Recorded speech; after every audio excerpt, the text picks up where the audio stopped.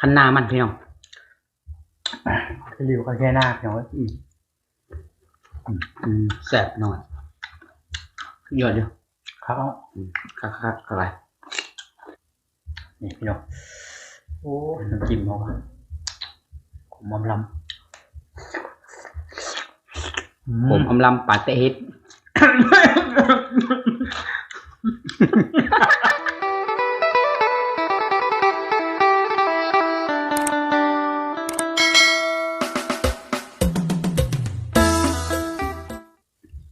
กราบสวัสดีสบายดีพ่อแม่พี่น้องเมื่อทุกคนมื้อนี้ก็พอโคคือเก่าคือเดิมพี่น้องเพิ่มเติมก็คือ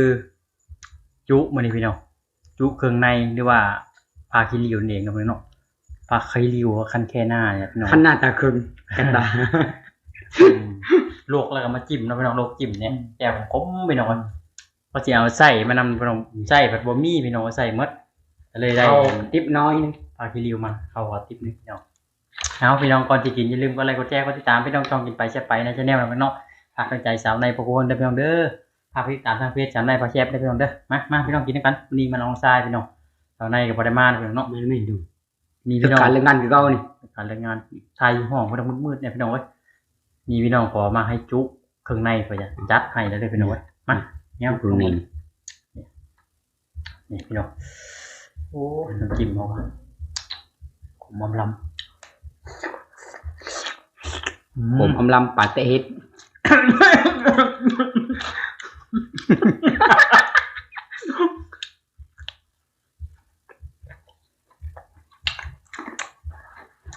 ปักแกมผักแกมมันก็มีผักซี่เนาะพี่น้องเนาะจะแล้วแน่มันเป๊ะมาลายพี่น้องผักหน่อยไม่เร็วว่ากันนะพี่น้องเนาะ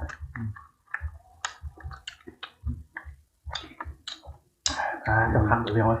มาพี่น้องเชฟไร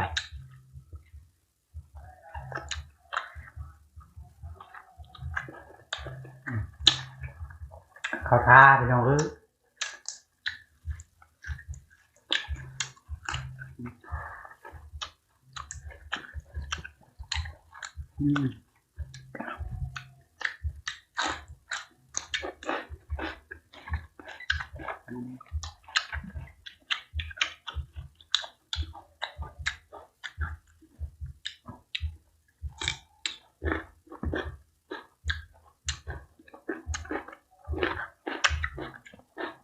ปากที่อยู่จะดำนะพี่น้อง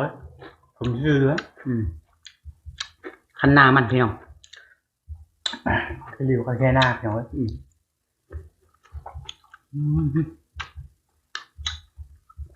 อันนี้ตาตามันได้ไรเลยเดี๋ยวว่ามันโซนยังไงฮะบ่คุยละบ่คุยหิวข้าวแห้งน้องเอ้ยเลิกงานมาไม่เมื่อยพอดียาวครับ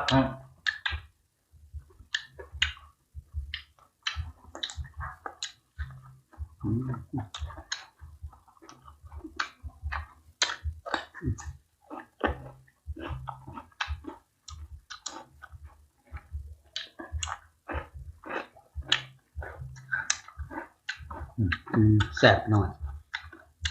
ยอดเดียวครับครับอะไร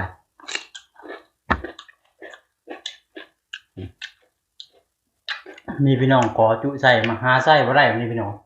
เอาไว้วันหลังเราพี่น้องเนาะจัดให้ได้พี่น้องเนาะจุใส่กินดิบนี่ก็ย่อมงั้นมึง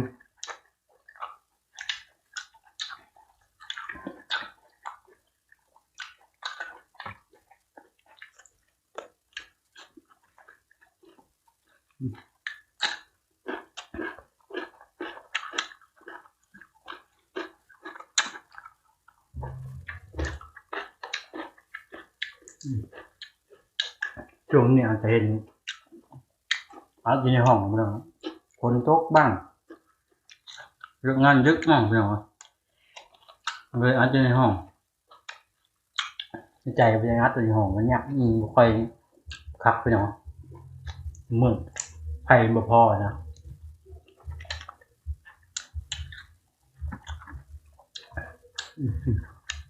ผมจะตกถึงมือพี่น้อง นี่ครับดำเลยปีเลยโอ้ย ช่วงนี้ เปื่อยคักพี่น้องไอ้นี่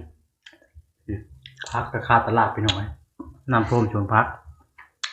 กระเพง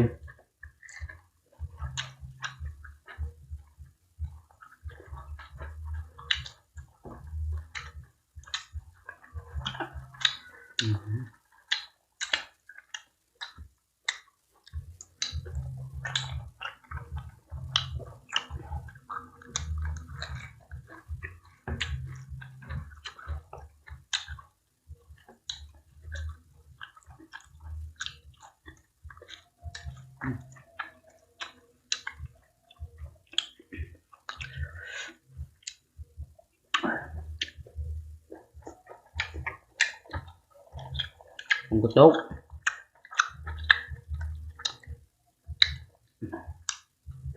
ตกถึงมือเนาะมือรู้ว่ามันตก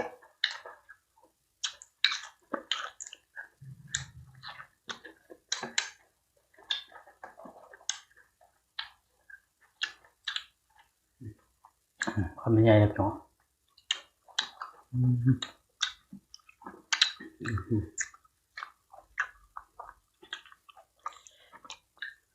ยำกรุบขอทา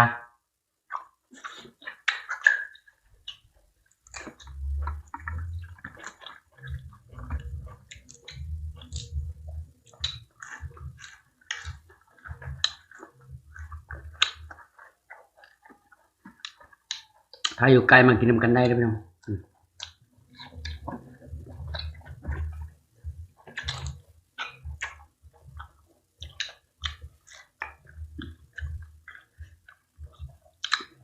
ให้มันเผ็ดไปเลยไหมพอดีงามใช่ไหมพอดีงามใช่ไหม เพชรดูเพชรอะไรคุยอะไรกับเพชรเจียว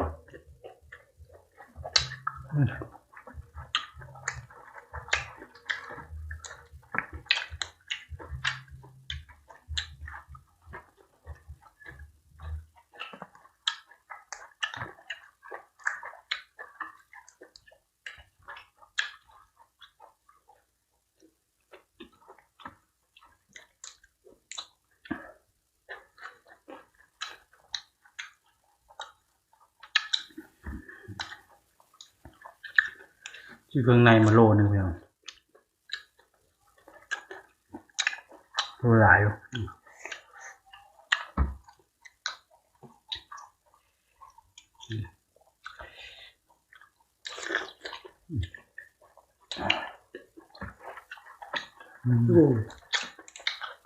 น้ำเปิดต้องไปเปิดนึงต้ม2 ชั่วโมง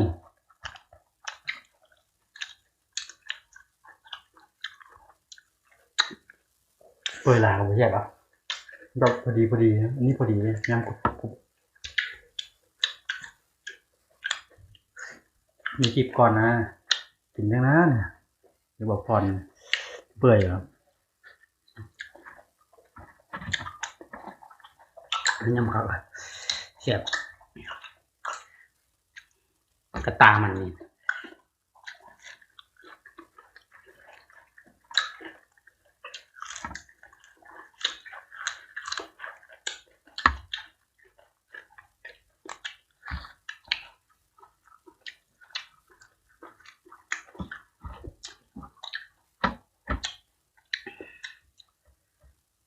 พับหมดเลยหมด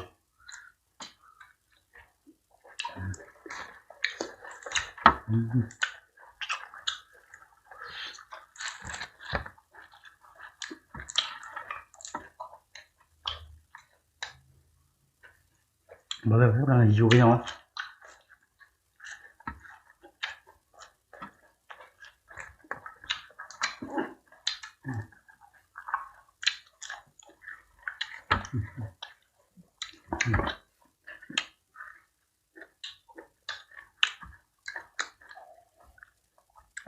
จัดจุใจให้พี่น้องอีก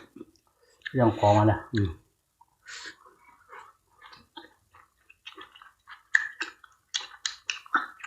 มาแล้ว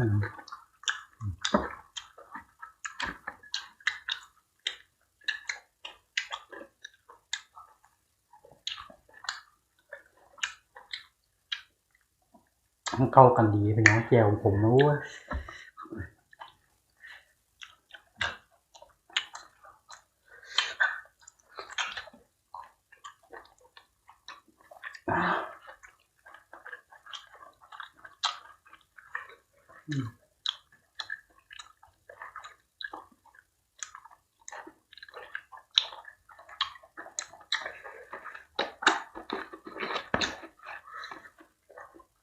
เข้ากับมดเป็นอะไรเดียวไปหมด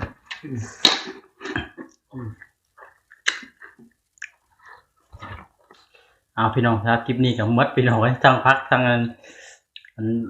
เนื้อมดเรียบร้อยพี่น้องไว้ทำจิ้มยังเหลือเนาะ แซ่บ ในเดียวมันเสียบเอาสำหรับคลิปนี้ครับก็จบเป็นคำนี้นะพี่น้องคลิปหน้าพอกันไหมอย่าลืมกดไลค์กดแชร์กดติดตามพี่น้องจองกินไปแชร์ไปในชาแนลนะพี่น้องฝากกดใจสาวในพอครัวน้องทรายเด้อน้องเด้อครับสวัสดีสบายดี